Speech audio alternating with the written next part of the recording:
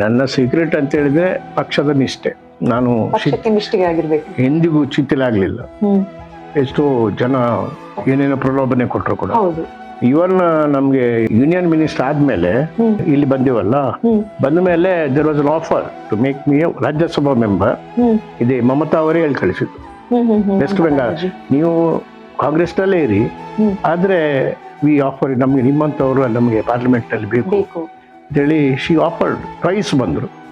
ಅವ್ರು ಯಾರು ಬಂದದಂದ್ರೆ ಪ್ರಶಾಂತ್ ಕಿಶೋರ್, ಆಗ ಈ ವಾಸ್ ಅಡ್ವೈಸರ್ ಮಮತಾ ಬ್ಯಾನರ್ಜಿ.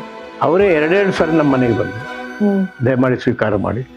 ನಾನು ಹೇಳಿದೆ, ಅದು ನಾವು ಪಕ್ಷ ಬಿಡದಿದ್ರು ರಾಜ್ಯಸಭಾ ಸ್ವೀಕಾರ ಮಾಡಿದ ಕೂಡಲೇ ಏನಾಗ್ತದೆ ಅಂತ ಹೇಳಿದ್ರೆ ಪಕ್ಷಕ್ಕೆ ನಿಷ್ಠೆ ನಂದು ಶಿಥಿಲ ಆಗ್ತದೆ.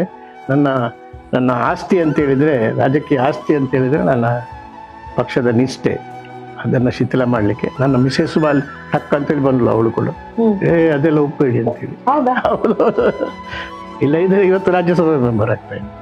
ಸೊ ಮೇಡಮ್ ಅವರ ಸಪೋರ್ಟ್ ಕೂಡ. ಹೌದೌದು, ಪಕ್ಷ ನಮ್ಮ ಪಕ್ಷ ಇದು ಬದಲಾವಣೆ ಇಲ್ಲ.